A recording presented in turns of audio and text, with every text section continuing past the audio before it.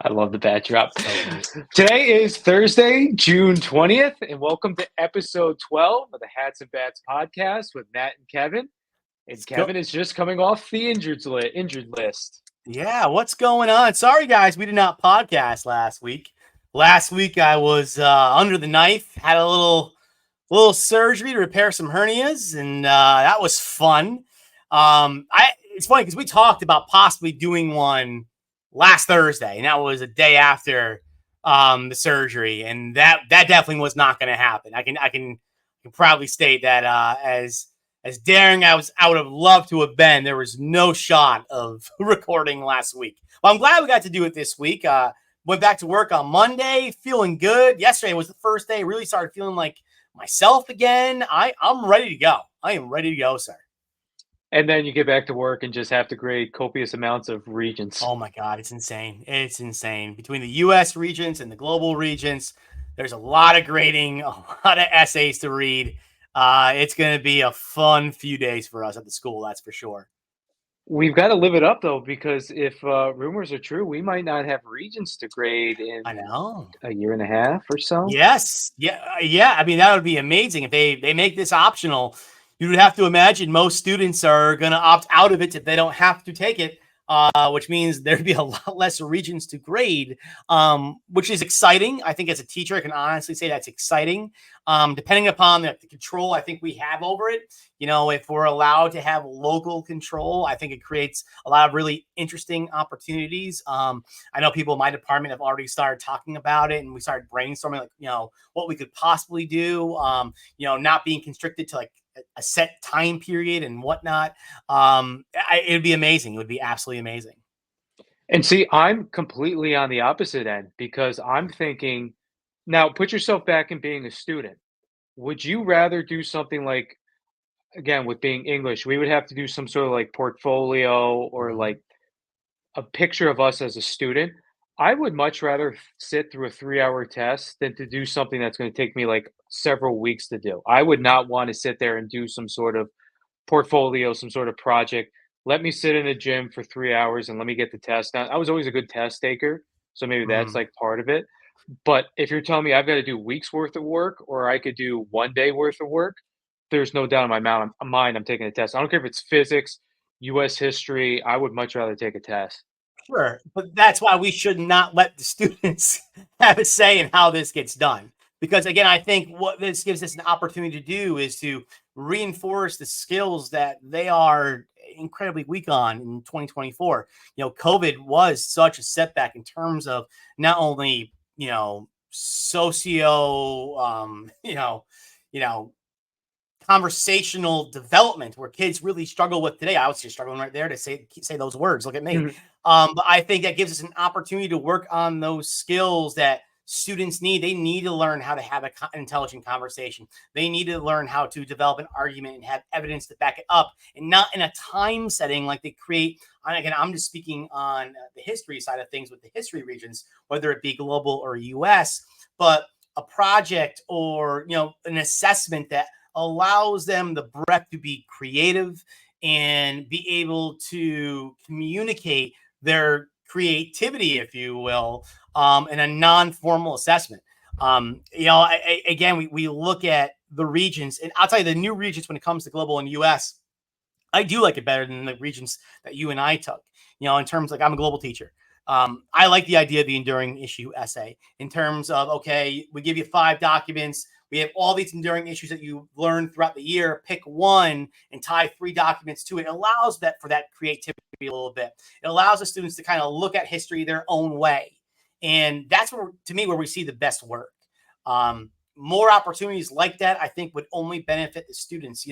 When we look at like the DBQ essay or the civics essay for US history, where again, you're in a time setting, you have the documents, you got to use 4 of them really, really quick. I mean, you think about it, a student who only has 3 hours to take the test, and then they got it basically in almost an hour, basically by the time they're done with the multiple choice, the scaffolding, the SEQ questions, maybe they have an hour to write that essay. What skill is that really? Because when you go to college, if we're trying to get them ready for college, if we're trying to simulate what a research paper is, well, that's not what a research paper is. You don't have enough or write a research paper. Although there were times in college I did write my research papers in about an hour when I forgot the deadline. Yeah. But that's not a skill you should be teaching the kids. So I get the premise of what the state's trying to do. But I think even now the state's looking at it and going, okay, if we're trying to get these kids ready for the future, the Regents does seem more like a thing of the past.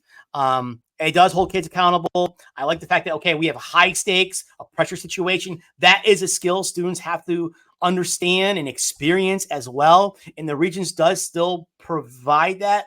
But I still think that's something we can provide at the local level, but also allow a little bit more breadth, a little bit more creativity to have them create something worthwhile, as opposed to see, okay, who can work the fastest in 3 hours? See, I like it from a teacher standpoint because I can see how I'm doing as a teacher on a standardized test where Mm, it's like, okay, I can hold my kids and see where they stand against kids from your district, kids from New York City, kids from like the major suburban council schools. I like that from my standpoint where I'm like, okay, I'm doing my job. I can get these kids to write a 5 out of 6 on an argumentative essay. And it's not just like me in a vacuum inside of my classroom. I can like gauge how I'm doing across the board. And I just feel like that's something that's valuable, that if it's something where we have the creativity to do that, I don't know how you're gonna assess them across the board, especially when mhm. you're like the SATs are being devalued, any sort of Right. standardized test is being Exactly. devalued. They So, all like, are. and like people grade differently. I'm Mhm. more of a strict grader where I have other people like, "Oh, yeah, like, in previous English classes, I've scored much higher." And I'm like, "Okay, well, I hold you to a higher standard." There's nothing that's universal throughout. Sure. So if you're going to college, it's like, okay, if I get a strict teacher, that's a disadvantage for me because I'm not getting the cookie cutter teacher. My grade might suffer a little bit. I might not get into as great of a college. Like there's just so many different parameters that go There along are. with it. There And it's are. it's gonna change again within 5 years. So, I mean, Yep. the next gen standards will come out, we'll be back taking tests. So, I mean, it just always seems to me like going into the gym in June where it's extremely hot out, you have the industrial fans going on. That's like the rite of passage to move on to the next grade. And maybe I'm just stuck with nostalgia and it's like, I don't want that to go away because I feel like with English, it's beneficial because English is not a content course. You're Right. a content and a Yes. skill course. I'm Yes. just skill. So I Yep. feel like a final assessment is a great way to test the skill building from the beginning of the year, middle of the year to the end of the year. But again, it's different for every subject. Yeah, and I'll just leave it with this. From my end, what drives, I think, good teaching is understanding, what your assessments are, what the final product is, and Mhm. having your kids work towards that final product. And if I'm chasing the Regents, I'm chasing down what I think they might say, which goes against, I think, all good teaching in general, because I don't want my kids to guess when it comes to the test. Okay, what could he ask? I want my kids to have understanding. Okay, this is what Mr. Clow said it's important. So okay, this is what he focused on throughout this unit. And then if I never put that on an exam or I never put that on an assessment, why are they buying what I'm selling to them in terms of importance? So, for example, like, a unit I could spend a lot of time on, like, for example, like imperialism. Imperialism to me is one of the most important units for people to understand, how the world kind of formed and the politics from a global perspective. You have to understand what happened in the period of imperialism. And in theory, if the assessment doesn't have anything on imperialism on it, and I'm trying to think back to the global regions, I'm not really sure how many questions it had. But let's just say, for example, they had none. What was the purpose of me selling to them the importance of this unit is on my final assessment. It's not indicative of what I did in the classroom. Mm. So, they say, your assessments in your classrooms, what drives instruction, is what drives learning. Though, the idea of creating benchmarks is just a fancy word for assessment. And if you're creating these standards in your class and then they get to that point where they have to, perform, and everything you told them in terms of importance is not indicative to what's on the assessment, what's the purpose of it? And I think that's where, hopefully, if it does become more in the hands of, the schools and the individual teachers, and they can emphasize those things, I think that's something that creates a great opportunity for us in the classroom and hopefully drives more of an interest in learning rather than, hey, we got to get through this test. We got to get through this test. I mean, that's something even I say when I prepare them for the test. Guys, listen, it's something we got to get through. It's just something we got to get through. It's I hear all of this coming from all of my social studies friends. It's because they're so limited with time Yep. getting through this expansive period of time that Yep. they've got to get through for it. And Yep. you don't get that deeper learning because it's like we've got to get up to modern day or whatever it is. I'm just completely different with English because it's Sure. not Sure. if I'm taking more time to do a certain skill, that's completely fine. And it's Yep. not like I have to get up past world or through the Cold War in order for my kids to be ready for the assessment. Right. So it's different. I bet math teachers, science teachers are probably the same way that you are, where Yep. people who are more like me in my subject are like, I would rather just have the test. Okay. Fair But enough. we'll see what happens. We'll see That's what enough happens. education talk because this is a baseball podcast, sir. But it's a good talk, though. I mean, it's, It hey, was. listen, it's very again, it's something we've been talking about for a while. But let me tell you, baseball is at the forefront of my brain right now. I mean, it's hot outside. The NBA playoffs have now ended. The Celtics are the champs. Hockey's finishing up. Baseball is the front and center now, which is awesome and great not only for the sport, but what we're going to be talking about today because there's so much interesting stuff that's going on in the sport right now. But we got some trivia for me again. Wait, and can we just take a moment? Have you been Sure. literally my entire timeline has been nothing but grimace. Oh yeah, I And I know. will Yeah. say I love every second of it. Sure. Just the fact that from throwing out the first pitch, going on a little bit of the win streak, I love quirky things like this. Like I even Yep. think back to when the Angels won the World Series and you had like the rally monkey, Yep. all these like weird intangible things that baseball players, baseball fans are so what's the word I'm looking for? Where you like believe in like superstitions. They're Sure. they're Hmm. superstitious. Yep. So it was almost like a rallying cry. It's like this purple blob now is making my team good.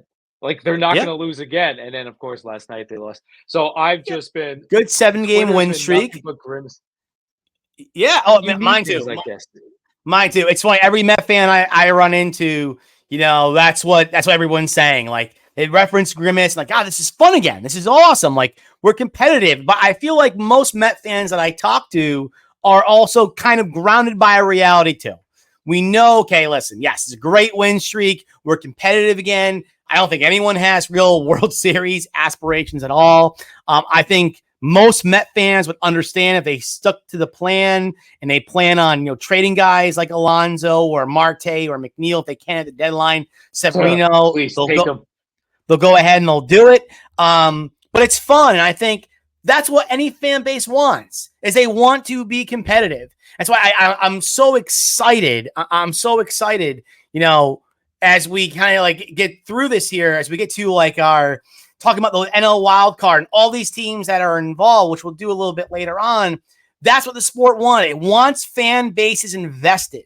And there's so many teams that are now invested in this season because so many teams have a chance to get to the playoffs. And as a Mets fan, that's all I wanted this year. It's all I want. Let's just get to the dance and let's have some fun. It seems like what two teams in the National League are officially out of it. Everybody else is Yeah. still Yep. within Rockies, what, like a Rockies and game and a Marlins are half? out. Yeah, Rockies and Yeah. Marlins are. It almost seems like mathematically they're almost out. That's how bad they are. But yeah. Yeah. Yep. So it's a good time. It's like I I felt like the NBA postseason was really I don't want to say boring, but like a major letdown. And I love basketball, but nothing about this postseason drew me in. Major players getting hurt. I feel like none of this series were like uber competitive. I mean, even the series that went seven, every other game Yeah. was like a blowout. I've Yeah. watched more hockey than I have in my entire life. And I'm like, Fun. okay, I could see myself. It is fun. I don't Yeah. understand what's going on, but it's like, I'm like, these guys, how fast they are moving and how intricate they have to be in their Mm-hmm. movement, it blows my mind. Yep. I will say though, have you been watching the Euros? Yes. Dude, it's like, soccer and I almost feel, like, sacrilegious saying this. Soccer right now, I would say, is my number 1 sport. Wow. Before baseball, before football. To me, We there's we nothing have like talked it. about having a soccer podcast as well, man. Let me tell you, I'm not against it. Dude, I know you've been busy with like grading, but I've been done grading since like Monday morning. So having 3 games on for the Euros, Yep. and they've all been like super competitive, super fun. Yep. Countries not liking each other, players not liking each other. The games, like Albania, I'm like, I didn't even really know Albania was a country. Georgia, like all these places, I'm like, I didn't even know these were like European countries. And now I'm like watching these games, seeing the fans. One of my buddies was in my room today with me when I was watching the England game, and he's like, "I had no idea the stadium was the way it is, like that atmosphere." Hmm. And I'm like, There's nothing like this right now." No. Watching the Italy Spain game this No. afternoon, I'm eating it up. I'm like, I But want more of this. The Copa Americas tonight with Canada and yep. Argentina. But like, Can't but wait to Matt, watch that. that goes back to our baseball discussion because what makes a Euro great? Now, tell me if I'm wrong. I know like your knowledge of soccer, your interest in soccer is more developed than mine. But like the Euros this year, I feel like does not have the same star power that it once had. They have a lot of good guys, a lot of really young guys, and I think guys who will be stars in the future. Like obviously Mbappe is a star. You could say like maybe Saka from England is one of those guys. Like there are guys we can go ahead and we can name. All right, but that's not what's really driving it. No one's turning on their TV, at least in my mind, to watch one individual player. What they want to see is this competition between these countries. And again, seeing these fan bases. You bring up Albania. I think Albania, didn't they just get in trouble recently for like their chance against Croatia? Wouldn't surprise me. Yeah, I mean, I know they went to the streets and they broke the spaghetti in front of the Italians, which is You can't just hilarious. Okay, like that's the stuff that trends. That's the stuff that makes it again interesting and compelling, and that brings the human element into this. When you have all these teams, because to me, like the Euro is, I want to say it's more wide open than it has been in the past, but there are a number of teams that would not shock me if they won it this year. But all these fan bases that are involved adds to the flavor of the sport. And that's what makes it so interesting. And I think that's what you have going on in baseball as well. And what baseball needs to continue to encourage. It's June, like you just said, and more than half the league is still in it. Usually around June, we're talking about who's selling off.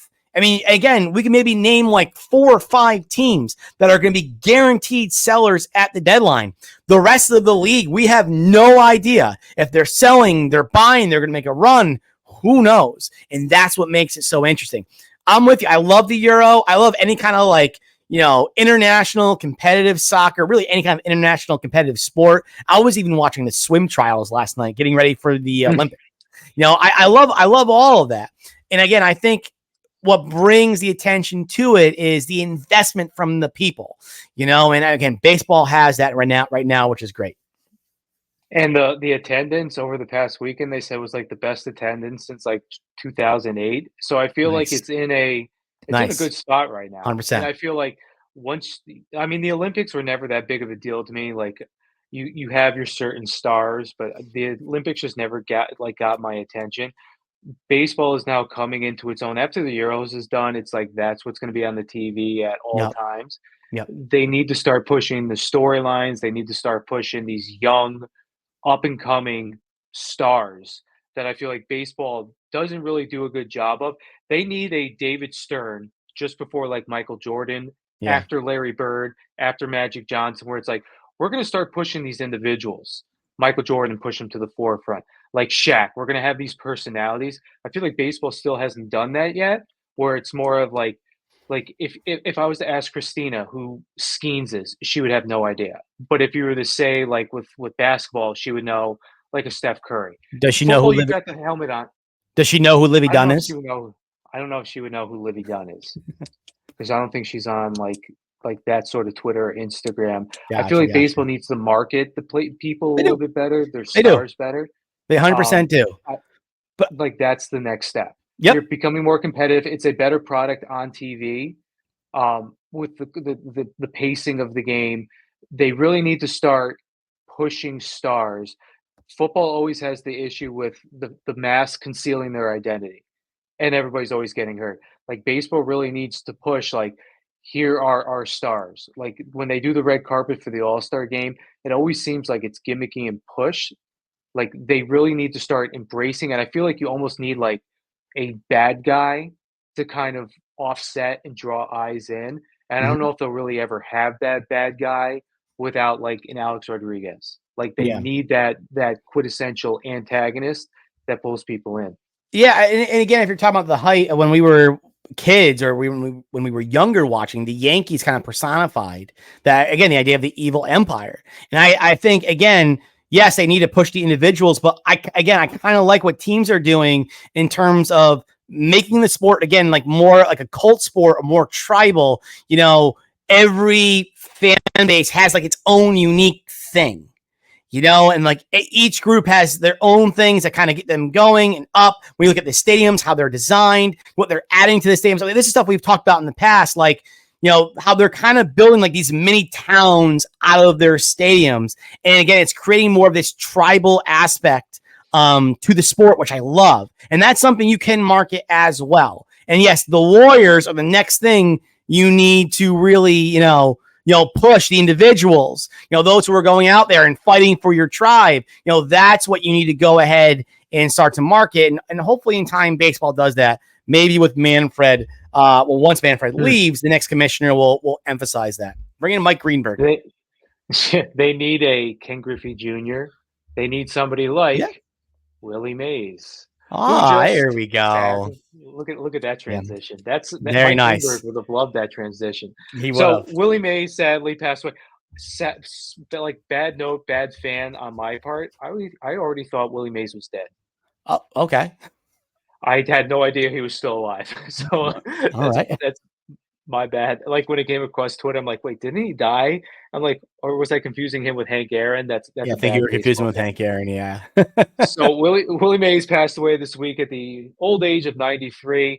23-year career, 660 career home runs. I didn't know he played in the Negro League before he came into the Yep. major leagues with the New York Giants. So huge influential figure. You had people from like Barack Obama tweeting about like his interactions with Willie Mays, up there with like Jackie Robinson on how important he was to the game of baseball. You're more of the historian. Jackie obviously broke the color barrier, but like Willie Mays was, would you say he was on the same level of stardom or Yes. historically as Same important as same Jackie Robinson? level, same level of stardom. Where I would draw the line between Jackie and Willie Mays is Jackie was more of the activist. Jackie was the one pushing not only on stage, on the field, pushing boundaries, but off the field as well. Whereas Willie Mays wanted to be more of a ball player, and I respect those who make that decision. You look at the 1960s, for example, it was such a tumultuous time, and you did have athletes like Muhammad Ali, Kareem Abdul-Jabbar, Jim Brown, pushing for change in America. But guys like Willie Mays and Hank Aaron, they were more of the kind who were kind of leading by example. They were not going to be the guys out there making speeches. I think, having rallies or doing any of those other kind of things that those athletes were doing at the time. They more wanted to do their talking on the baseball field and let their greatness kind of demonstrate, okay, this is why we should be having equality. And I know that, based on the things that I've read and researched over the years, Jackie Robinson wanted guys like Willie Mays and Hank Aaron to be a little bit more vocal, and they didn't want to be. That just wasn't their style or how they really wanted to deal with the issue of segregation in America. They kind of dealt with it their own way. So to me, that's just kind of where I draw the line between Willie Mays and Jackie Robinson. Jackie Robinson really put himself out there. Whereas Willie Mays, not that he didn't put himself out there, he was still going through the same trials and tribulations as Jackie Robinson did. He was just much quieter. That's just more of his personality. He was a very shy guy when he came into the league. And then when he started excelling as he did as a very, very young athlete, that's where you started to see the smile. That's where you started to see the charisma. And that's where he really, won over this country, became, recognized as, I mean, you talk to any person who watched baseball during that time, unequivocally, they seem to all say he was the best player of that generation, the golden age of baseball. And those same guys, those same, people who watched the game back then will still say to this day, he's the greatest baseball player of all time. And there's a great deal of importance that comes with that. It's just a different kind of importance when you compare him to a Jackie Robinson. Would you put him on your baseball Mount Rushmore? Ooh. So if I only had to have 4 guys, is that my trivia question? That's a fun trivia question. No, but that would be. That just popped off and came to the top of my head. Would I put him on there? Oh God. It's hard. It's hard. Jackie Robinson has to be on there. Babe Ruth has to be on there. To me, I think Hank Aaron should be on there above Willie Mays. I think people don't understand the importance and the greatness of Hank Aaron. I think because he played during that time period, people think of Mickey Mantle, they think of Willie Mays, they think of Jackie Robinson, and that's fine. There's nothing wrong with that. But Hank Aaron was the greatest right-handed hitter that ever lived. I'll still say that to this day. So Hank Aaron's above it for me. If we're coming to the last final spot, I mean, there's so many guys you can rattle off. Willie Mays would definitely be one of them. Lou Gehrig, to me, is another one of those guys. You have to have a pitcher on there as well. I'll tell you, if I had to pick one, I'm probably saying Satchel Paige, especially to, represent, again, we said this in our last podcast, the greatest crime in baseball, which was the Negro Leagues, and the greatness of the players from that generation. Satchel Paige's importance to me is second to none of any other player to ever come from the Negro Leagues. If it wasn't a Satchel, it would be a guy like a Ken Griffey Jr. or Shohei Ohtani, someone like that to kind of represent the more modern game. Barry Bonds.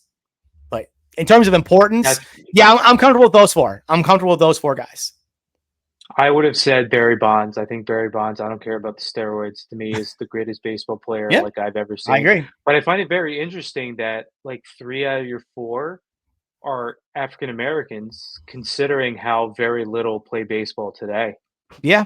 I mean, to me, I guess an easier answer would be, if you want to be more representative in terms of the importance of who's playing the game, like Roberto Clemente should be on Mount Rushmore. Sure. What he did to help bring more Latin American players over. Without Latin American players, we don't have the baseball that we have today. So maybe Clemente should be on there instead. It's hard. I mean, Mount Rushmores are hard. They're hard to do because you're always going to leave someone off there that you can't leave off the conversation of who helped create this game. Yeah, I agree completely. And I don't think Willie Mays is in that. He's in the A group, not the AA group. I think he's the next tier down. Yes, I agree. But I still think he's probably that catch in the Polo Grounds in the picture that I have on the slide. 1954. I think that is a Mount Rushmore of baseball moments. Oh, 100%. I think that over the how deep was it in the Polo Grounds? Like 450? Oh, I think out there, I think it's closer to 470. I want to say. What are they doing with that stadium? I remember we used to play in the show. If you had to try and get an inside the park home run, you would always go to the Polo Grounds. That's where you went. Into the gap. Yes, sir. But just the fact, I don't think that catch is as good as Jim Edmonds' catch when he went completely over. Yes. But considering the situation of when all of that, you said it was 54? The 1954 World Series. Yep. Considering the situation that it was in, it's probably the most iconic baseball play. Probably 100%. Other than 7-15, I would say. Probably. Yeah, absolutely. I mean, Babe Ruth's called shot. Kirk Gibson's home run. There's a whole bunch of them, but Willie Mays is at the top of that list. That's for sure. Yeah. All right. So just to quickly what's this trivia question? What is this trivia question? So Willie Mays' nickname is the Say Hey Kid. Yep. Do you know where he got that nickname from? And that's the trivia question. So the nickname was the Say Hey Kid. Yeah. I never knew or even thought to question it. But when I'm doing this, I'm like, why? That's such a weird nickname. Like Ken Griffey Jr., the Kid. That makes sense. But why the Say Hey Kid? I know I've heard this story before, but now it escapes me. And it's so funny. I've watched so much Willie Mays stuff, obviously, in the last 24 hours. But I'll tell you, after reading the essays today, my brain is fried. Yeah. I'm not even going to bother searching in the doldrums of my cerebellum because I can use Doldrums. fancy English words as well. So tell me the story. How did he get the say hey name? Okay, so he earned the label rookie season with the Giants in 1951 thanks Mhm. to a reporter by the name of Barney Kremenko, who was a New York Journal sports writer. So Mays would regularly forget people's names. So he would just always say to people like, "Hey, hey you, hey you." So when the sports reporter heard this, he would be like, "Say who, say what, say where, say hey." And then Willie Mays would be like, "Say hey." So then that's where he kind of came up with the idea of like, oh, Love I'm it. going to call him the Say Hey Kid. So it was just like the way of Willie Mays not ever remembering his teammates, media, other opponents. He would always be like, Say Hey, is like a way to like start off a Yep. conversation. News reporter picked up on this, was like, oh, I'm going to start calling you this. And then it stuck 50, 60, 70 years Love it. later. Now, I, we talk about great moments. You, of course, know of the Bobby Thompson game-winning home run over the Dodgers that helped them get into the 1950 World Series. The great was that the comeback, the shocker around one-game the world? playoff, all of that, right? Bobby Thompson hits the game-winning homer. Do you know who was on deck in that game? Willie Mays? It was Willie Mays, I did not know which that. I always find to be so interesting. So funny. It's in the movie Little Big League too, which is one of my favorite baseball movies. But I always found that to be the most astounding thing because Bobby Thompson, that moment's so big. But just imagine if it was Willie Mays, like if Bobby Thompson got out and Willie Mays stepped up and delivered that hit. How much more would even add to his legacy? It's very interesting. Very interesting. Now, I like what the Mets are doing recently with like the retiring of the numbers where they never did that before. I'm sorry, but I don't think Willie Mays deserves to have his number retired by the Mets. Like he played Yeah. 2 years. Like Yeah. to me, that was kind of like I don't really I understand know. that. I think it's more just to honor him in New York because, again, the idea of the Mets is the Dodgers and Giants, like kind of histories being preserved in this team. So I don't know. It's all right. It's like I'd rather City they Field retire having the like Jackie Clemente. Robinson Rotunda. Like it's just to True. honor the past. I don't have an issue with it. Well, the Wilpons just had a major. Oh, I was going about to like curse. The Wilpons had a major love affair with like the Dodgers, so like that's why they did the whole Jackie Robinson Rotunda again, which Mm. just doesn't make sense to me. I like okay, you want to honor the guy, whatever. We'll go down the rabbit hole with that. But I want to get to this because I have been super excited. So Yeah, let's see it. last time we did the pod, we had our mystery hats, Yep. and you got the old school vintage Mariners franchise hat, and Mm-hmm. then I had the debacle of the complete letdown The of cheetah getting print. a cheetah printed Dodgers hat. Now, Yep. Christina wore that hat yesterday when she went to the pool with one of her friends, so at least she Love it. got some use out of it. Love But it. so after that whole debacle happened, I sent a tweet and I emailed 47 just telling them the situation. They responded to both my email and my tweet thinking that they were different like people apparently, and they sent me 2 mystery hats. So Wonderful. I got the mystery hats like last week. They've been sitting in my office now for like well over a week.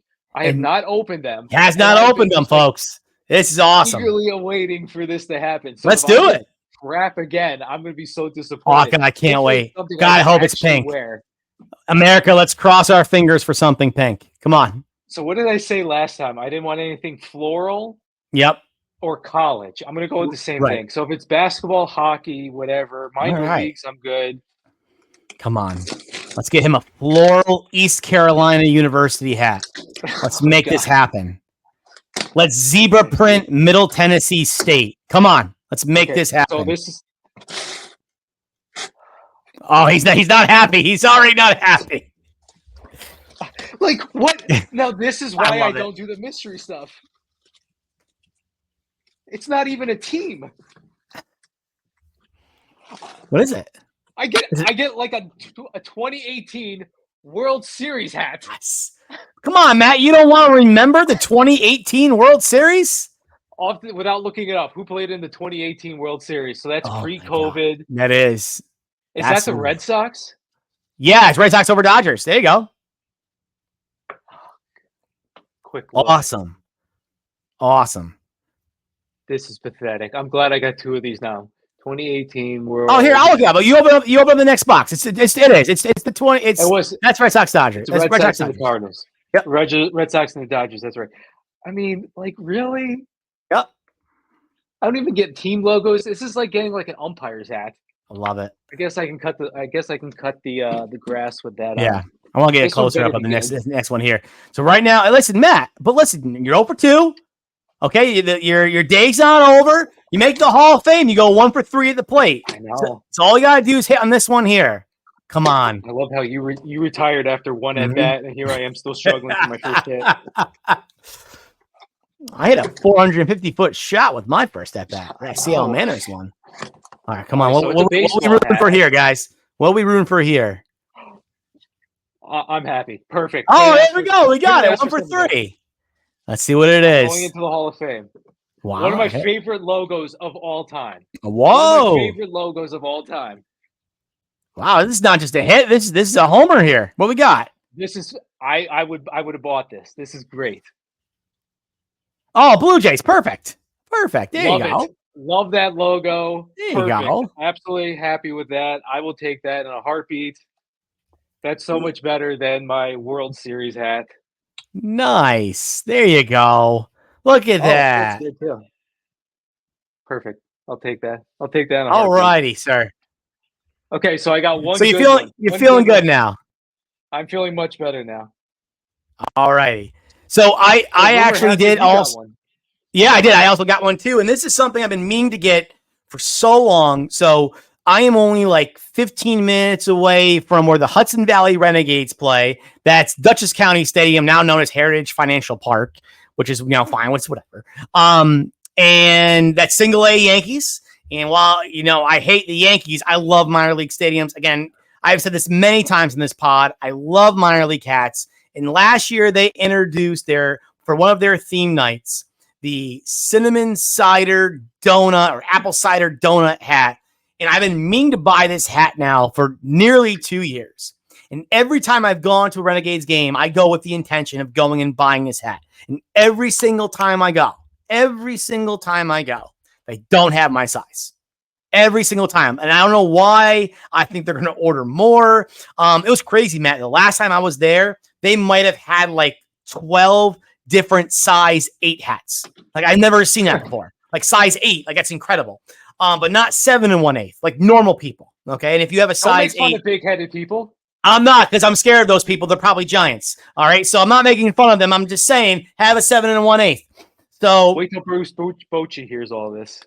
So finally I broke down, went online. I'm like, I'm just going ahead and I'm doing it. And it is finally here. And oh my God, how I love. Oh, that's beautiful. Is that like the A's color? No. It's like a dark green, like a woodland green, and with your brown, just like a cider donut. That cider donut brown. They got like he's holding the can or jug of apple cider with the HV on it for Hudson Valley. I absolutely love this hat. It's everything that's great about the minor leagues. The creativity, it's fun. I mean, it's so absurd. But again, that's what makes it fun. I love buying these hats. Catherine hates them. So I get 2 great pleasures out of it. I get to annoy her a little bit, and also I get to satisfy myself here. So I absolutely love this hat here. Where did you buy it from? I got this from New Era Cap. Okay, so actually base New Era. Yeah. Yep. That you can tell it's a good quality for it. Oh yeah, I mean, literally, Matt. Even when I order off of Fanatics, I very rarely have an issue with the minor league hats. Very rarely.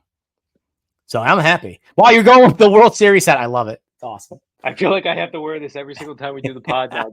It's the most, like, do you remember that time where Rob Lowe was in the stands at a football game and he had like the NFL? It was just the NFL Shield hat. Yes. Like, That's what I'm going to be. Like, this is like love me it. wearing the NFL Shield hat. Absolutely love it. Absolutely love it. All righty. Let's talk some baseball here. All right. So now we are going on to segment 3 here. We're digging for third. Oh, God, I'm so excited to talk about this stuff because this is what I was hoping for when the playoff expanded. Chaos. chaos and all these teams vying for only a few spots to get in the playoffs. It has this tournament play to it. Even though it's June, I'm sorry, if you're a baseball fan and any of these two teams are squaring off against one another, it has playoff feels to it. And you can see that with the players as well. They kind of know what's going on. They know, even let's get right into it. So we have the three teams who are clearly ahead of the pack. I mean, there's a lot of season left, Matt. I mean, but do we really expect the Phillies, the Dodgers, and Brewers to not win their respective divisions at this point? With the leads that they have right now, I mean, the only feasible thing that could possibly happen is the Braves, just because the Braves are the Braves. They get But hot, still, yeah. the Phillies are so incredibly good. They're not like the Mets where they're going to have their September collapse. I would be shocked if any of these teams. The Central is so incredibly mediocre Yep. that even though I don't think the Brewers are in that same echelon as the Phillies or the Dodgers, they still have enough of a cushion, and they're so much better than the Cardinals, the Cubs, And the Reds, that the would be the Pirates. only I'd be shocked. That would be the only team I would question. Like, can the Brewers do this for two halves? They were one of the hottest teams for the first half of the year, but it's a long season. And again, they have a lot of guys that don't exactly have the pedigree, especially in that rotation, that can do that. We know, or we can at least comfortably say, oh yeah, they're going to go ahead and win the division without a problem, especially considering how good the rest of the division is, because everyone else in the National League Central is in this thing. So here is a picture of the National League wild card standings right now. I mean, this is chaos. This is absolute chaos here. Now, I'm going to hide this so we can see the whole thing. I mean, it's nuts. I mean, you have all these teams that are just less than 2 games out of a wild card spot. This is awesome.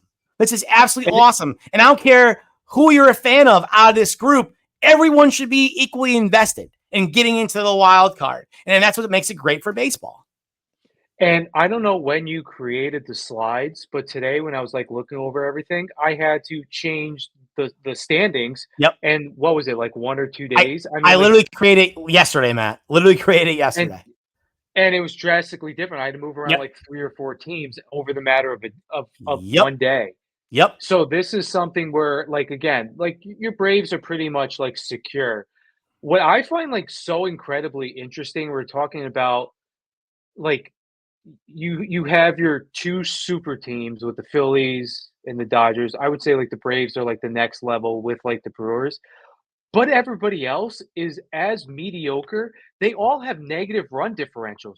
Everybody else besides the Brewers, the Dodgers, the Phillies, and the Braves, everybody else has a negative run differential. Nobody is running away with this, I don't think, at any possible point. I feel like it's going to – maybe the Reds might start to drop out of this. Maybe the Mets do as well. We don't know. None of these teams, though, you're sitting there and you're like, okay, they're bona fide World Series contenders. No. But again, we wouldn't say that about the Diamondbacks last year. If somebody was to say the Diamondbacks are going to make the World Series, you'd be like, okay, what is that, plus 2,000? There's no way. Because if you look at things like this happens every year. If you looked at the Diamondbacks last year around the same time, no one would consider the Diamondbacks a World Series caliber team. But that's the beauty of this current system, is that a team can get hot, they can click, they can figure it out, and all of a sudden it completely changes the landscape of the sport. And that's what makes this so incredibly compelling, is now we're all wondering, who's this year's Dodgers? Is there one? Because as you said, the Milwaukee Brewers, actually I was saying about the Milwaukee Brewers, as you were kind of saying about the Atlanta Braves, possibly leapfrogging the Phillies at some point. Look at the Dodgers. Dodgers lost Mookie Betts. He's out for a month. Are they going to be able to replace that production in the lineup? Are they now a little bit more vulnerable? There is no team, especially in the National League, that I can sit here and go on June 20th that, okay, they're going to the World Series. They're just going. And as high as I've been on the Phillies all season long, they have a losing record against winning teams this year. Now, again, I still think they're incredibly good. I still think they're the best in the National League, but I can't sit here and say, oh, yeah, it's the Phillies. I'm not worried about it. If I'm a Phillies fan, I am worried. I am 100% worried. I look at all these teams. I look at all the weapons these teams possess, and in a short series, I'm sorry. The Phillies lineup, to me, is still one of the best lineups in baseball. I don't want to face the Pirates in the first round. I don't want to Yeah. face Paul Skeens and Jared Jones and Mitch Keller, who has now figured it out. I don't want to see those guys at all. So, yeah, I'm not ready to say, listen, we can write off all these teams or, just go ahead and hand to the Dodgers, go ahead and hand to the Phillies. If anything showed us anything last year, it's that you can't do that. And that's what makes this so interesting, because who's that team going to be? Every team has warts. Every single team has warts. There's no 100%. The Phillies, I think, are the cleanest one out of everybody. Yep. But again, every single team has some sort of like either the back end of the bullpen. The Dodgers lineup is extremely top heavy. Who Yep. knows? Do we really even know what's going on with Yamamoto right now? I saw Mark Pryor running up to Dave Roberts and then run Yep. back into the Yeah, dugout. they're resting him. They're resting him for a little bit. They say it's nothing crazy, but they're resting him. But that's another one. But that reaction was so incredibly weird. Mm-hmm. And you're saying like Betts is going to be out for what, 6 to 8 weeks? Mm-hmm. I mean, there's so many teams that are like fighting for like 500, where you just want to get that ticket to the dance, and then you never know what's going to happen. And I feel like as good as that can be, that can also be an issue for a team that is on the fringe and they're thinking, okay, I'm going to put all my poker chips to the center of the table. I'm going all in. When if it was a normal year, they wouldn't do that. So Right. instead of like, okay, developing these prospects, think about next year, trade away some of our assets to build up our farm system. They might be like, this is wide open. I'm going for it. Yep. Or you might get some positivity this year and jeopardize future years, Yep. which is something again where it's like, if I'm the Reds, is that something I want to be doing right now? If I'm the Mets, is that something I want to be doing right now? Or are you going to be disciplined enough where it was 2024 was not the year? Anything we get out of this year is cherry on top. I'm not going to jeopardize the long-term plan for a short gain right now. But see, and I think we might be getting to a point in the game where that might start to become archaic thinking, because the reality is it doesn't matter how many wins you have in the regular season. It just doesn't. True. Like, Yeah. Dodgers could go ahead and win 105 games. They play one of these teams who's super hot. I see the Dodgers losing again in the first round. Same thing can be said for the Phillies. That is baseball in really the 21st century now with this new expanded playoff. It does not matter. If you have 85 wins and you just get in, all you have to do is just get in. And if your bats are hot and your pitching is, dependable, doesn't have to be great. You don't need to have the Atlanta Braves staff. You don't need to have Koufax and Drysdale to go ahead and win you that series. You need to have dependable arms, okay, and timely hitting, and that's what wins you postseason games. And the Diamondbacks have shown that in the past. The year the Nationals won, again, Nationals were a very, very good team. I would not take anything away from them, but they weren't one of the greatest teams that ever existed either. Even when the Braves won. Even when the Braves won without Ronald Acuna. And again, there was no Spencer Strider at that time. So when you look at these teams look at the Boston Red Sox when they won it in 2018, you could say the same thing for that team too. And I think now, and I hope GMs are starting to think like that. Like, everyone's always saying, okay, we're trying to build something so we're this sustained winner. But maybe we change the context of what winning means. Maybe being a winner is, I don't need a guarantee that my roster is going to produce 95 wins. What if it's just 85 and we get in and we make noise then? Maybe that is what the new way we should look at what winning is, or how to sustain winning. Just give me a ticket to the dance and anything's possible. So I agree. Which team, we're going to go outside of Atlanta. I think we both know, or feel anyways, that Atlanta is the definite clear lock. But outside of Atlanta, which team do you think is a lock? See, lock is such a difficult. That's why I put it in there to extrapolate out, because obviously, like we said, like the Braves are pretty much like, that you're secure. Again, the rest of these teams, to me, they are all pretty much like the same sort of team where you get hot for a week, you look like you could cause issues in the playoffs, or you could go on a skid and be completely out of it. Out of the teams that are in it right now, which is pretty much every single team in the National League Sands too. I said that my lock was the San Diego Padres.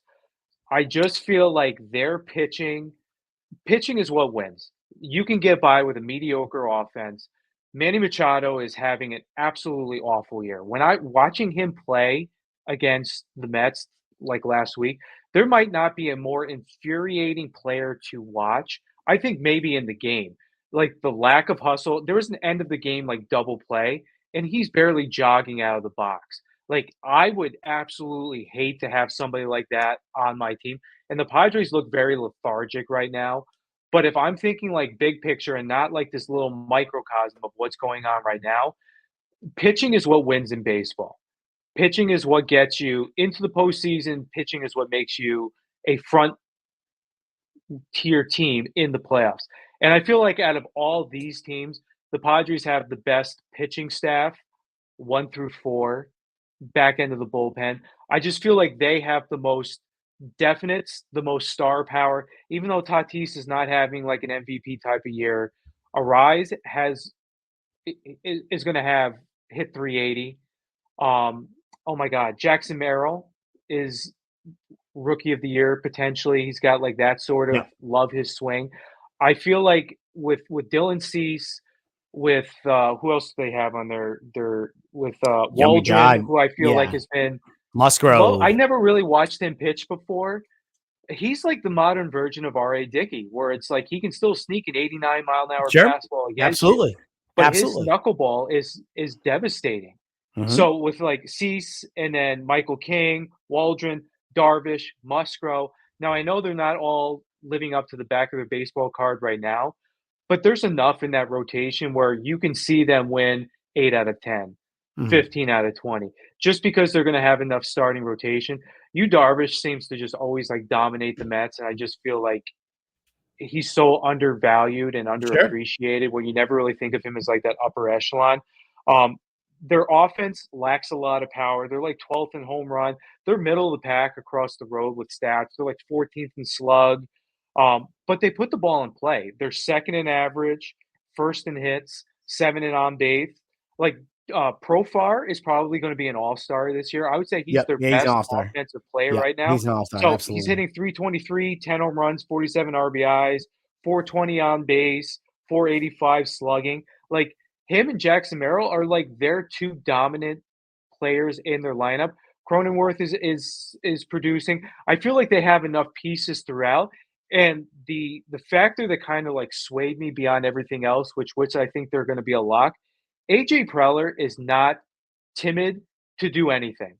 He has No. no issue Nope. emptying the farm system to go get what he wants. If it's Juan Soto, if it's Hader, he has no issue trading prospects to potentially make it. And the Padres, even after all the trades, they still have a top 10 farm system. So they Mhm. still have chips in Yeah. which they can deal. Their like main prospect, Ethan Salas, 18-year-old catcher, Catcher. he's so far away from the major leagues. It's like, look, we don't really have to like I have no issue selling him if it gets me a bona fide number 3 or number 4 hitter. Sure. I feel like Preller will do Yep. basically whatever it takes in order to get them to that level. And the West is really like, okay, the Giants are okay. The Rockies are a joke. I Well, mean, now, like the so Diamondbacks. before you even transition, that's my team. It's the Diamondbacks. Everything you just said about the Padres, I'm going to throw right back at you now. Yep. Padres have more star power. 100%. And I love the addition of Luis Ariz. I think he's a perfect cog in that machine at the top of that lineup. I get it. But the Diamondbacks, to me, were left for dead when it came to May. Everything had gone wrong. Their star outfielder has been abysmal in Corbin Carroll. Their big free Yeah. agent signing, Jordan Montgomery, has been one of the worst starters in baseball. And you look back at the standings, there they are, a half game out of the wild card. All right. So what's gone wrong? Like I said, Corbin Carroll has been horrendous, hitting 218. Jordan Montgomery's ERA is like right around 6. Although his last couple starts have been much better. But you also look at this roster as well. Gabriel Moreno, who was one of like their heroes in their postseason run, young catcher, only hitting 223, with a 324 slug. That's not good. You look at Eugenio Suarez, 202, 324 slug.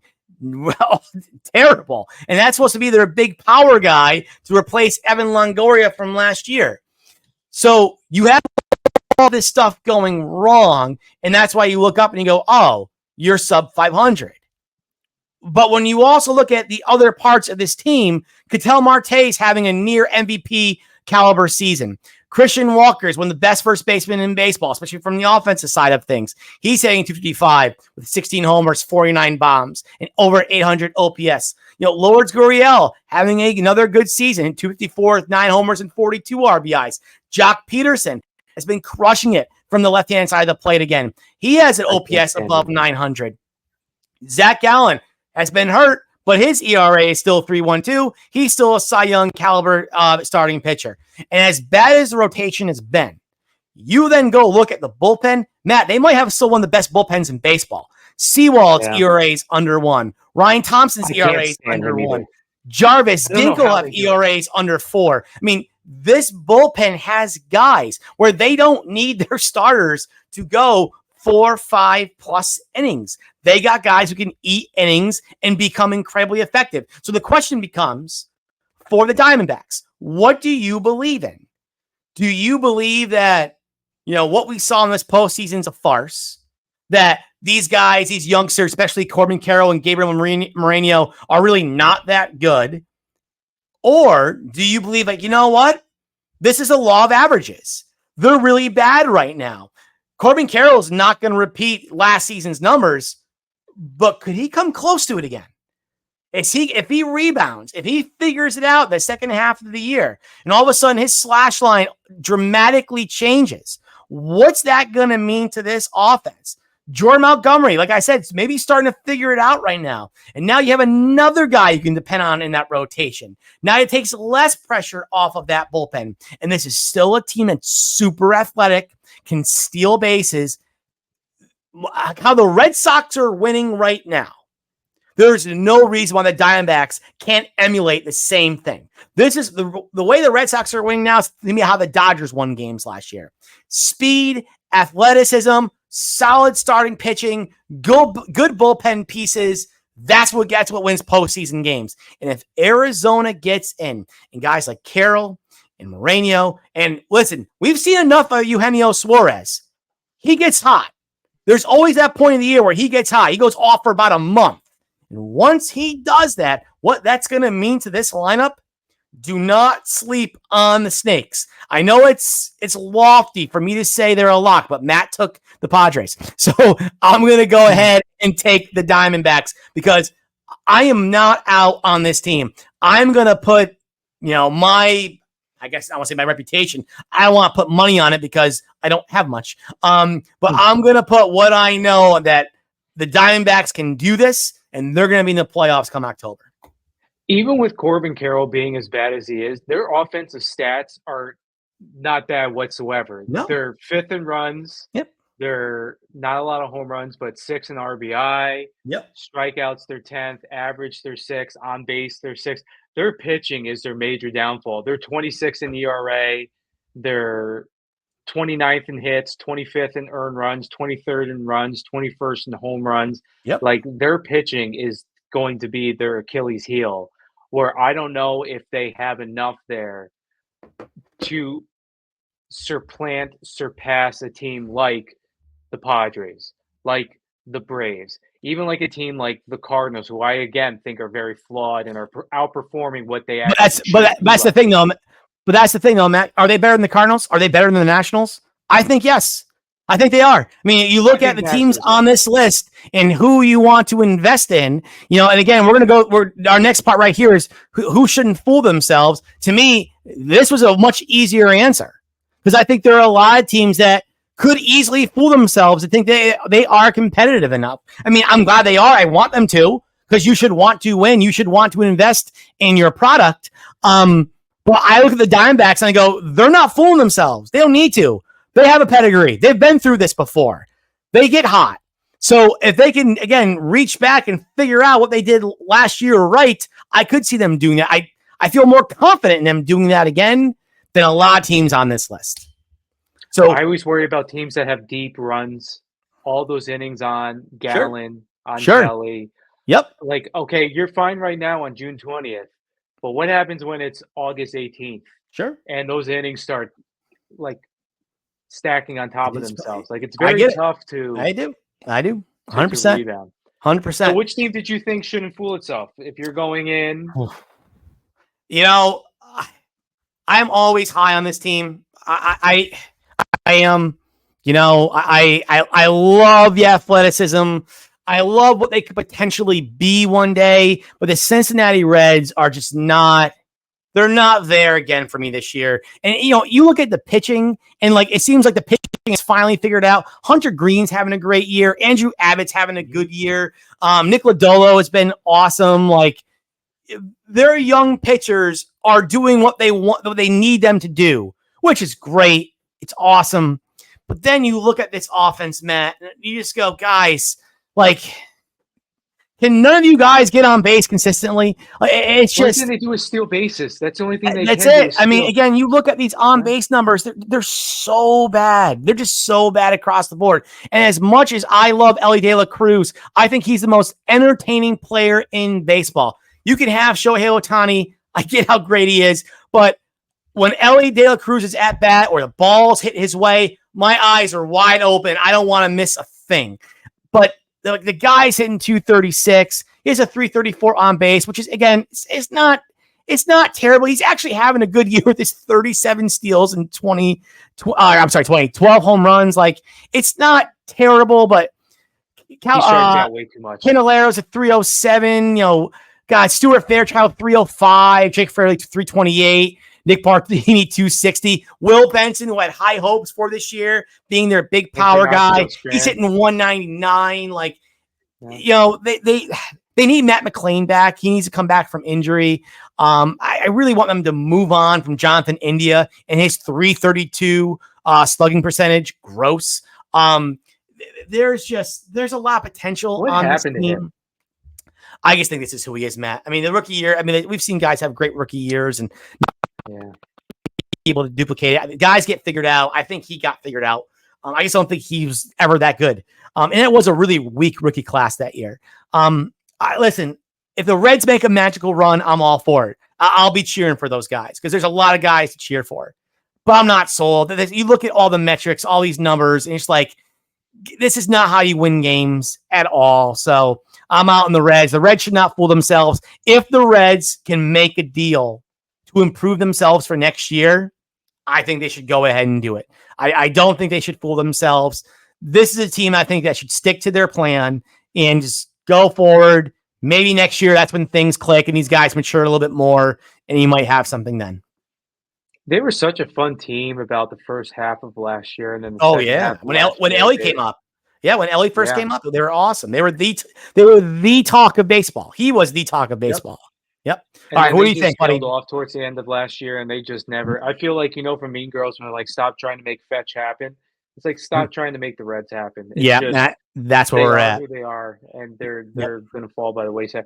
So I have two potential teams for teams that shouldn't think that they're better than they are. For first, I'll just say the Mets, just because I've seen this story before. They are the one thing that's consistent about the Mets is that they're inconsistent.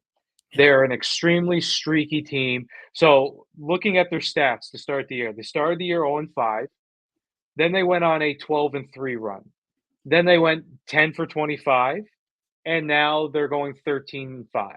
They're extremely streaky, but I think they are so incredibly flawed because of their lack of pitching. I don't even think it's going to be the lineup. I think their lineup is now really good and deep, especially with Alvarez. And the pitching has completely turned around since Alvarez come back.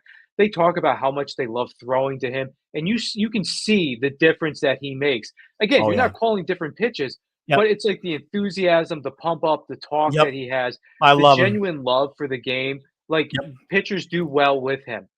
But again, there's only so far you can go where you do not have that bona fide ace. You do not have that strong number two with Senga not coming back. Like who knows? I mean, he's throwing now. But who knows how long? Like we don't know. I feel like they're a team where they can be like, okay, we're going to hang around. We might get that third wild card spot, see what happens, just because everybody else is so incredibly weak. But so they have a 47.3% chance to make the postseason, which to me seems like incredibly high. I would think it would be more down in the 20s from watching them day to day. The back end of the bullpen, Diaz still scares me. Ottavino scares me. Reed Foley D- scares me. Everybody in Diaz that is bullpen scares. Diaz has looked better though. But again, His he's not to that velocity's up. level that he was. I don't know. I don't know if he's going to need to be, but if that velocity's up, it plays. He plays, and he's still going to be one of the best closers in the. He may not be the best closer in the game, but he'll still be one of the best. It's just I can see them thinking, and I know Cohen was like, "Look, Cohen wants to invest. He has no issues with money." But it's gonna be at the point where, like, okay, are you going to trade somebody like a Beatty? Are you going to trade something like a Clifford? Are you gonna wanna trade some of these pieces? Bless you. Do you remember when, like, the Mets Thanks. traded Pete Crow Armstrong to get, Baez? And it was like, they're kinda in the same situation where they are right now. They're not a Baez away. They're a Jacob deGrom who's healthy away from being a competitive team. There's nobody in that rotation that scares you at any point. Even when Senga comes back, Senga would be Yeah. a great number 2. He's not a bona fide ace, and you need that in order to get into the postseason, to do damage in the postseason. I just don't want them to deviate from the course, from their plan of 24, whatever we get is what we get. 25 is when we really clear payroll, invest, get Soto. That's the direction we're going to go. I just don't want them to jeopardize that because they're sitting now a game and a half out after this win streak. If you were to ask us this a week ago, the Mets would have been one of the teams that are completely out of it. So you go on a little bit of a win streak, you win 7 out of your last 8, you're feeling better about yourself. It's still not negating the fact that you have warts. I think back to, like, when I was back in, like, middle school, there was one girl that I really liked. I remember her sending me messages on AIM, like, asking me if I was gonna go to Great Escape on, like, our class trip, and I'm like, "Wow, this girl's kinda, like, feeling me. Maybe she, like, likes me." No, she doesn't like me. She just wanted to see if, like, everybody was going on this trip. It had nothing to do with her liking me, wanting to go out with me, none of that. The Mets are in that situation. You might be able to flirt with the pretty girl. The pretty girl doesn't want you, okay? You're Man, not in the same I, category as the Braves, the I can Phillies, the Dodgers. Like, I can feel your pain coming through your microphone right now. I feel like you want to hash this out. You want to talk more it's about still this? it's something that happened in 6th grade with Kara Wait. She's fat now, so I guess it's fine in the long run, but I was very hurt at that time. I remember being, like, 6th grade me just devastated by this, thinking, like, "Oh, this girl actually likes me." No, she didn't like me at all. She was just being nice to me, and I took that as flirting because I was the fat kid that nobody ever talked nicely to, so maybe that was what I kinda got sucked into. I just don't want the Mets to be in the same situation as me, as thinking the pretty girl's flirting with you when she's not. She's just having a conversation with you. Wow. I mean, there are times on this podcast when we veer. I'm just not ready for it, man. 6th grade crushes and just rehashing them again, man. You want Can I Go go ahead. No, on go a, ahead. little By bit of all an means, get this anecdote? all off your chest. I mean, this is absolutely the platform to do it. Go ahead. I I feel like this is me when I'm teaching because a lot of times I go on these, like, weird tangents, and I wonder why kids egg me on because they wanna do this instead of reading, like, the Yeah. So they're carbohydrates. yeah, you're distracted. You're not actually teaching. Yeah, do the same thing. Yep, so that's Yeah. exactly what happened, but I'll be Uh, quick. In 6th grade, again, Carol Wade had a major crush on for a long time. There was just something about, like, a redhead, so I really liked her. So on Valentine's Day, I thought, again, 6th grader, I'm gonna write her a poem. And what I'm gonna do is on Valentine's Day, I'm gonna have one of my best friends, who was Christy Livingston at the time. I was like, "I'm gonna give you the poem. I want you to put the poem in Kara's, Valentine's, like, box when you exchange Valentine's cards," basically asking her out, and then I'm gonna find out what happens. So I wrote her a poem in 6th grade. Now this is 6th grade Matt. The poem was, "Roses are red, violets are blue, nothing else in this world quite compares to you." Now for a 6th grader, I thought that was like Robert Frost. I thought I was like Dr. Seuss. I thought it was like, "Oh my god, how could this girl possibly, like, say no to that?" Wrote the poem, gave it to Christy. Christy put it in her little Valentine's holder. Christy called her that night and was like, "Did you read Matt's Valentine? Do you wanna go out with him?" And her response was, "God, no." And I was like, after all this is what happens to me? So I was, from that point on, I was always, like, a little, disturbed and a little hurt So it's like now when she started texting me or IMing me later on that year, I'm like, this is my in. Maybe she finally finds me attractive now. Nope, that's not the case. So Mets, don't be like me. Don't write poems to sixth grade Carol Wade, hoping that she'll end up liking you. It doesn't end up working. To our handful of viewers out there who were hoping to hear great conversation centered around our national pastime, our first love that is baseball. I guess we find it to be important to dive into these sixth grade relationships, to open up these Pandora boxes, if you will, to just get all these things off our chest. So for our handful of viewers out there, if there's anything you guys want to share with us as well, and we could turn this podcast into a love podcast where we share our poems that we wrote, 20 years ago, by all means, send us a message and let us know. And maybe That's we not can even 20 years ago. That's gonna incorporate be that closer to like 30 into our years ago segments now. here. Oh my God. I remember she ended up we ended up We're dating still later that talking year. about this.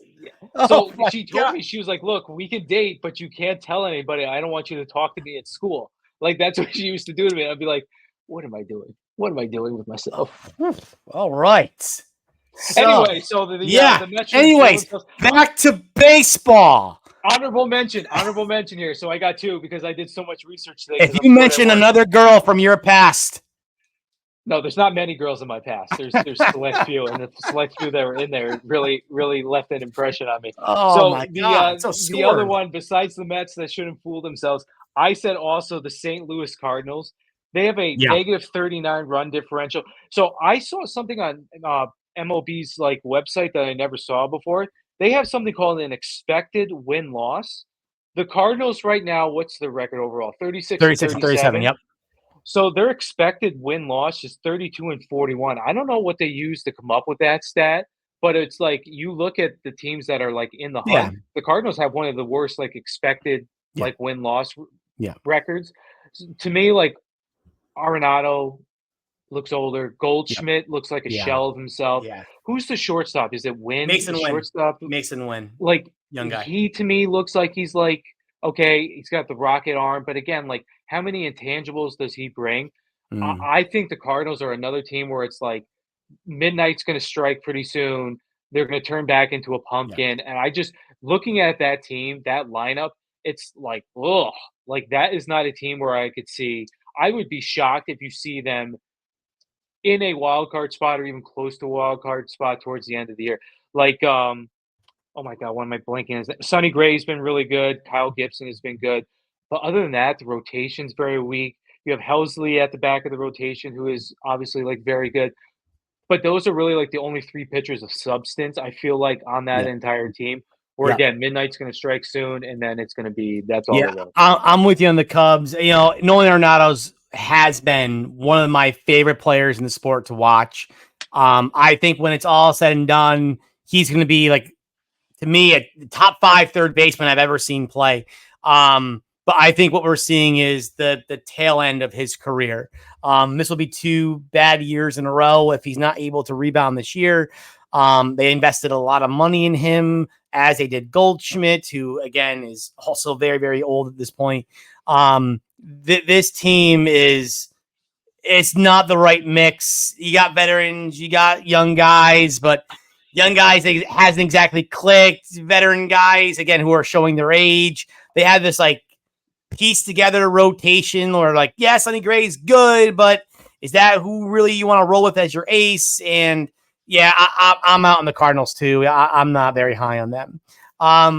Oliver Marmol is probably one of the worst managers in baseball. Too. Yeah, I feel like he is just like some of the things he does. I'm like, it's not a good situation in St. Louis.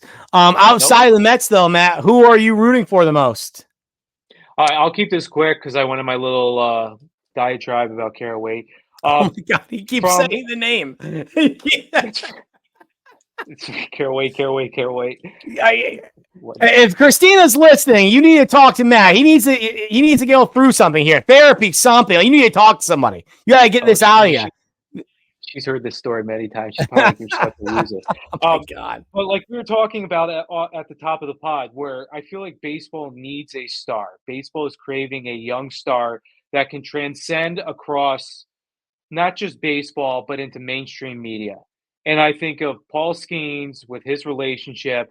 To me, the team that I'm rooting for, if it's not the Mets, the Pirates. I feel like the Pirates are always like a very lovable team. Again, maybe it's because of like my love for that stadium and how beautiful it is and the uniforms and the color scheme. It's just the Pirates were had that little spell in the early 2010s where they were like a bona fide, really Yep. good team. They've gone through such like just pathetic the past couple years. But with Jared Jones, with Skeens, with Kebron Hayes, like they have pieces where I'm like, would I want to face them? And you said this before in the postseason. Nope. Can you imagine like Nope. going against those two at the top of rotation? I don't Nope. know if they're going to start pulling back on Skeens, like limiting his innings. Same thing with like Jones. That's what I worry about. Yep. But if you could do it where you could have somebody like a Skeens who could be a face of the game, like with he's got like the mustache, obviously the relationship. There's things that he can sell that the Pirates can sell that baseball drastically needs. Yep. Where like if you have her like in the stands, in the box, like in a wild card playing game, that's going to draw eyeballs She, to the sport. That's I'm going to be telling you, on. It's she gonna be on could be Twitter. baseball's Taylor Swift. She could. Yes, She yes, or absolutely like could. Caitlin Clark, or like Hmm. things along these lines. Like you need something that it's not just something that happens between the lines. You need somebody who is like that can transcend that. And It's from a character. selfish Yeah. standpoint, I feel like yes, you need those characters. I Hmm. don't know if he has the personality himself. Like his warm up routine is so unique. He's different looking again with like the mustache and all that. But I just think if you get him into the postseason with the 101, 102 on the radar gun with his splinker or whatever that pitch is Yep. called, like Yep. he could sell. He could Yep. make baseball cool. That's why I was saying like yes, that 100%. Pirates are a team that I'm rooting for. 100%. My team, and again, when you close your eye, I love when people say this. When you close your eyes, you see this. When I I see nothing. picture Paul Skeens in my mind and I think of his comparison, I see Kerry Wood. In terms of Mhm. stuff, the youth, and how he dominates right out of the gate. And that's my team that I'm still rooting for is the Chicago Cubs. And I know Cubs fans, again, are very upset with the product on the field right now. But they're another one of those teams I'm just not ready to give up on yet. When we coach baseball, we teach it to our kids. When we talk about the importance of the little things, this is one of the best defensive infields we've seen in years. And this is a team that can do all these little things incredibly well. But yes, they don't have big mashers in the lineup outside of Bellinger and Christopher Morel, but they have guys who know how to go down the lines. They have guys who know go the opposite way, finding gaps when they need to. I love this Michael Busch, finding a home and excelling in his home. Shota Imanaga coming over from Japan and dominating the way he has. I love that story there. I think the Cubs are still a team that you can't count out at all. I still think they have 2 or 3 really good weeks still left in them, where they had those 2, 3 good weeks. All of a sudden, we look at the Cubs and they're 6, 7 games above 500. Now they're right there in the wild card. I think the Cubs are still very capable of that. I still think the Cubs need to make some moves. Again, they got to add to this lineup. I would like to see them add another guy to the rotation, but you look at this rotation, Matt, you talk about how you need pitching to win. I mean, they got guys who can all pitch in the postseason with these numbers. Assad, sub-3 ERA. Imanaga, sub-2 ERA. Jameson Taillon, he has a 3.08 ERA. Justin Steele, 3.16. Ben Brown, before he got hurt, was sub-4. They have guys who can pitch. Bullpen needs some help. Hector Neris, please move him out. Closer role. Go get yourself a closer. And they got guys that can deal too, because the Cubs system is very good. They got 7 guys inside the top 100. So they're poised to make a move, and I want them to make a move because, again, I think they have guys you can very easily root for. Very easily root for. Yes, they're not as electric or as sexy as Paul Skeens. But when you think about good ball players, I do like guys like Dansby Swanson and Nico Horner. Like, they come to my mind. So it's guys like Michael Busch too and Ian Happ. Like, I like these guys. I want these guys to be back in the postseason, especially considering how it ended for them last year. I think there's still something in this team where they can make if they have one good month, they're going to be in that wild card as well. Can we say that the upcoming Mets Cubs series is a loser leave town series? That No, you if can't. I don't. you I don't think Matt. I don't think you can say that in June with the way the race is right now. Matt, we're talking about again all these teams separated by 2 games. That's it. Now, listen, the Mets get swept. All right, and now we're talking about they're 4 games out. But then, even then, they're 4 games out. But Matt, you look at the July schedule. They're playing the Nationals. They're playing the Pirates. I mean, listen, they play well in those 2 series there. All of a sudden, they're right back in it again. So, no, you can't count out anyone, I think, right now because they're all going to beat up each other. They're all going to beat up on each other. They're all going to play one another. And yeah, you could have one bad series, but you even that with one great series, and all of a sudden, you're right back to where you were. That's a rational argument, and I don't like being rational. I'm going to say if either one of these teams gets swept, their season's over. Okay. Because I'm Blow telling you it right up. now, It's over. if the Mets get swept and they end up being what 35 and 41, you have all that positive juju that was going on with Grimace. It's completely flipped again. They're going back down into their spiral. I just like I could see it where it's again. But I know maybe, it's I don't very know. early and you Okay, never want to so do anything before the All-Star break, but well, all right. So maybe that happens, and then all of a sudden they start eating at Popeyes, and they have, the person from the commercial come out like, love that chicken from Popeyes, and she throws out the first pitch, and all of a sudden we go on a run. There's a lot of fast food chains out there, Matt. Like you'll give up on them now. I mean, we can go through the gauntlet there. We can go through the throughway, stop at a rest stop. There's a whole bunch of them there. It's we have the okay. rally. We had the rally pimp earlier. We had Grimace. There's only Yes. so many things you can go to that if you start Nonsense. going down this. The king from Burger King. Absolutely. We get that little dog from the Taco Bell commercials. He just delivers the first pitch. Like, absolutely. Like, there's things we can do. Come on. I think I need a bigger box. All All the right. wheels are So, falling off. listen, we had all. I'm very hopeful. I'm hopeful for all these teams. I want all these teams to be in it. But these teams are gone. These teams are out of it. And we're going to be quick with this, guys. Again, thank you so much for tuning in to our podcast here. We're going to be quick with our last part that's coming home because of all the great things we have going on in baseball, there's still a lot of garbage. And let's sort through that garbage right now. In baseball, there are to be 5 clear teams that are now. Could the Rays make a run? Sure, they can. But it's not looking good in Tampa. It already has that feel of it. This is not the same Tampa team we've seen over the last 7-8 years. The pitching is definitely not there. So I felt comfortable including them in this conversation. To me, these are the 5 teams that are, there's no reason to fool themselves at all. They're out. They're done. Move on to next year. So when you look at these teams, Matt, what was your first reaction when you saw this list? Is it the surprise of the Rays? It was a surprise at the Rays because I feel like there's worse teams, way worse teams than the Rays. I feel like the Rays never. If you look at their roster, if you look at the way that they're constructed, you would never sit there and be like, okay, this is a World Series contending team. But they always seem to have a 90-win team. They always seem to play the game the right way. They pick up players like, oh my God, who's the shortstop that the Mets traded to Ahmad the Rosario. Indians? Yeah, Rosario. Yeah, Rosario. Yeah. They seem to like pick up these players that somehow they do something with them, and they always end up like becoming like legit major league players. So the Rays to me were like very surprising. I would say like the Blue Jays are somebody that I would think would be much more like garbage than the Rays. Even like a team like the Detroit Tigers to me are a much like less likely to make a run. The Rays being in the East again is like extremely difficult because obviously you got the Orioles and the Yankees who are bona fide World Series contenders. The Red Sox have been playing like very well. They're what like 5 games above 500 Yep. now. So Yep. the division plays against them. Yep. But to me, this is like okay, you've got the 4 worst teams in baseball, and I would not put the Rays in that category. Like Yeah. I will still watch the Rays. I will still would not be completely like shocked if the Rays are somebody that's in a wild card race come towards the end of the year, while the other 4 teams are just like, that's it, pack it in now. Like you should actually be eliminated from Major League Baseball. Yeah, if we started this conversation at the beginning of the year, hey, who are the 4 worst franchises in baseball? I think we probably would have settled on the White Sox, the A's, the Marlins, and the Rockies. And even though the Marlins made that run last year and, they had this great pitching, this is not surprising. This is who the Marlins are.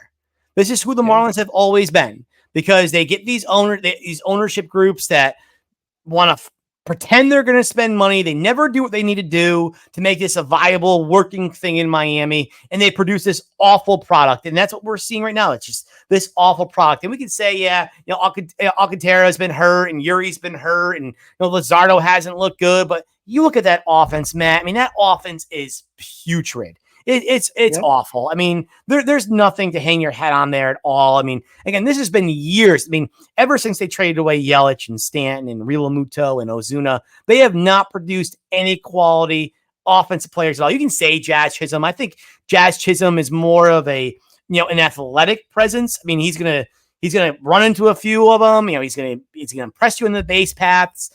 He's a good guy to have, I think, in your lineup in terms of being entertaining. Do I think he's an accomplished hitter? No, not at all. And you look at the other franchises, again, I don't want to go on too long about the White Sox, the A's, and the Rockies about why they're bad, but it's not surprising. It's like, okay, well, guys, this is why you're here. You're here because of your ownership groups. That's why you're here, because they're not investing in you. And this is a clear example of what happens when you don't invest. You look at all those teams we just talked about and all the warts you said these teams have. And I agree with you. They do. And you're telling me the White Sox, you're on pace to have one of the worst historical seasons in history? The Rockies, you're this far out of it already. The A's were fun for a little while and then right back to where they're supposed to be. And again, ownership group, it's fine. It's okay. It's part of the plan. We'll spend money later when we leave Oakland. It's a joke. It's an absolute joke. I wish we were having this conversation because, these teams suffered, cataclysmic injuries. It's like, oh man, that sucks. They lost their star player. They lost these 2-star pitchers. So that's why they are where they are right now. Maybe to get those guys back and healthy. But you look at these franchises and there's just not much to hang your hat on. But I do have one that I'm going to give some hope for. So it's not all gray skies. What team do you think could benefit the most at the trade deadline, Matt? So to be quick, Marlins, just because I feel like with the devastating injuries that they've had to the starting rotation, where you lose 2 of your top 3 pitchers to Tommy John, they are such a poorly run franchise. I feel like they have Jazz that they can get rid of. They have Tim Anderson, Jake Berger. Their farm system is so atrocious right now, like bottom 5 in Major League Baseball. You've got to blow up and get whatever you possibly can get. I saw things online where the Mets were even I don't know if this is just rumor mill, but it was like, hey, would you do a Jazz Chisholm for a Brett Beatty? Would you do that sort of trade? It seems like Beatty's not going to get the third base job now. Jazz you could have is this athletic outfielder, center fielder. Bader to me is not the answer. I can see the Marlins making trades with the Jazz, with a Burger, where they're like, yep, we are atrocious anyway. This is not going anywhere. Our farm system is so incredibly bad. We already got rid of our batting champion from last year. We're going to restart this all over again. I can see the Marlins doing that. With the Rays, I don't really know who they would give up.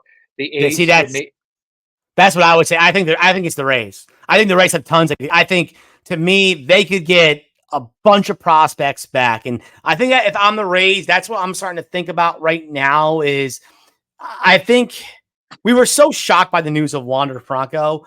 I think we neglected to see just how much is going to impact the franchise. They lost their guy. They lost their focal point. And yes, they were able to piece it together last year, which was great because it's the Rays and that's what they do. But this is a team that's been overcome again by injuries, particularly in the rotation with McClanahan again. You look at the prospects they have coming up, and they're just not as, again, impactful, it seems, as the prospects they had come up 4 or 5 years ago. So I wonder if the ownership group's looking at this and going, we're kind of in transition right now. We're not sure what McClanahan's going to be like when he gets back. Is he going to really be an ace? Let's just look at what the entire organization looks like. Is there a World Series run in this organization? And I think you look at it and you go, No, they're just not. And the Yankees are really good again. The Orioles are really good again. The Red Sox, again, as long as they got Alex Cora there, they're always going to be competing. Is he going to be there next year? Yeah, that's a great question. Regardless, like the Rays got to be looking at this going, I don't know how much longer we can do it with what's going on in our organization right now. But trading guys like Randy Arozarena or Isaac Paredes, that could give them enough prospects back to where they all of a sudden they kind of change the landscape of their organization. And now maybe in 2-3 years again, they're right back to where they were. Here are the Rays again. They have a different group of guys that they can depend upon. Again, I think, first of all, I would love either one of those bats in the Mets lineup. I think any team with any playoff aspirations, if I'm the Cubs right now, I'm calling up the Rays. I'm asking, okay, what's your price for either one of those guys? I'll find a spot in my lineup for either one of those guys because the Cubs need a bat like that in their lineup, especially a guy who's played in high-pressure situations before like Randy Arozarena has. Yeah, if I'm the Rays, I'm definitely looking to deal those guys because you could literally argue that they would be the best bats on the market come trade deadline time. So I'm surprised. I thought definitely you would go with Lubov. I thought that was like the quintessential no doubter. Like that's going to be the person that's going to trade to reset the White Sox. And the White Sox have to trade him. I just don't know how much they're going to benefit from it because initially that was my plan was to say Lubov. And again, I think Lubov, he was again last year. He was a top 5 center fielder in the game. Lubov can be that guy, but he's hitting 195 right now. He's coming off another shoulder injury. How much are they really going to get back for him? And again, there's nothing in their minors. So when we talk about who's going to benefit the most, the White Sox are going to trade him because they have to try to replenish somehow. But once they do, that's it. Now you're going to have to do it all through the draft, or you're going to have to get really lucky with like your 1-year signings going forward. The White Sox, to me, have to trade Lubov, and if he is available on the market, yeah, that's a big bet if he's healthy. But I look at Arozarena, I look at Paredes, and again, if I'm the Rays looking to trade both of those guys, the haul they would get back, I think would be quite impressive. Yep. So here, Arozarena has been quite doo-doo this year so far. But again, Matt, playing to the baseball cards, the law of averages. Like, is he really going to play like this all year? And again, if I'm a team, I'm willing to gamble. I'm going to get him when he's going to get hot. That's definitely what I would be looking at. So which team has a player to build around that? So I'll go back to the same team I've been saying throughout this whole process. I'm going to go with the Marlins, and I'm going to go with Sandy Alcantara, just because, again, pitching is so difficult to get that bona fide ace, where I know he's coming off of Tommy John, but he's also coming off of a Cy Young, dominating. Yep. The changeup is one of the best changeups in the 100%. Game. You have that bona fide stud that's not only just going to be like a 6-inning pitcher, he's an 8, 9-inning pitcher. Now, again, coming off of Tommy John is not the same as it was 20 years ago. People come back and are just as strong as they were before. So he's going to be on an innings limit. You're going to watch him. But again, he is a bona fide top 10 pitcher in the game, where I would say the other teams on this graphic do not have that sort of player that you can build around. Or I've got a pitcher under the age of 30 who's already won a Cy Young, pitching in that ballpark, as monstrous as it is. Like, he is somebody where it could be like, okay, I've got my ace. I've got other arms around him that supplement him. That is a team that I'd be like, okay, I'm going to go all in. Like the Mets, when it was like Bill Pulsifer, like time frame where you're having these very young pitchers. We're going to see what we have with Jason Isringhausen, like that type of situation with the Marlins. Our offense is not going to be the 27 Yankees. Like, we understand that, but we're going to win 2-1 games. We're going to win 1-0 games. I can see he would be somebody that I would build around beyond anybody else. With the A's, are you going to go Mason Miller? You're not going to build around a closer. The White Sox, there's nobody on that team, even Lou Bob, that you're not building around. I just can't see anybody else in this graphic where I'd be like, okay, that's the stud that could deliver me to the postseason. So my love for baseball, again, it is very deep in terms of how much I love the sport. we've talked about this before in the podcast. I started off as a Braves fan, and now I'm a Mets fan. Especially moving closer to the city. You know, I look at teams and I can bless you. I had the courtesy. Wow. I had the courtesy to mute myself, folks. About 3 sneezes. All right, now you're just getting a little selfish here. All right. I was looking for my mute button. I couldn't find my mute button on here. So, I have been known to fall in love with the team from time to time. And one team I have fallen in love with time and again over the years are those Colorado Rockies. Now, do the Rockies have one player they can build around? No, but they have a group. And we're starting to see that next generation of awesome Rocky offensive studs that are going to take over Colorado one day. And, we've seen great Rocky groups. We saw it back in 2007. We saw it, again, a few years later with the Tulowitzki group as well, the Carlos Gonzalez group. When the Rockies get a group of guys who can mash, when that pitching just hits right, they can make a run, they can get to the postseason, and even go to the World Series. And as bad as the Rockies are here in 2024, we're starting to see that group right now. Ezekiel Tovar has been one of the best infielders in the National League this year. 281, 11 homers, 35 RBIs, and 11 steals. This kid has all the tools that you want. I'm not saying he's Troy Tulowitzki, but if he's young, he still has time to develop. I'm not sure what his ceiling is, but this is Colorado, and I'm not putting any limitations on any of these guys. You have Brenton Doyle, who's more of a speedster. Doesn't hit for a lot of power, but he's already got 18 steals on the year, hitting 271 with a 336 on-base percentage.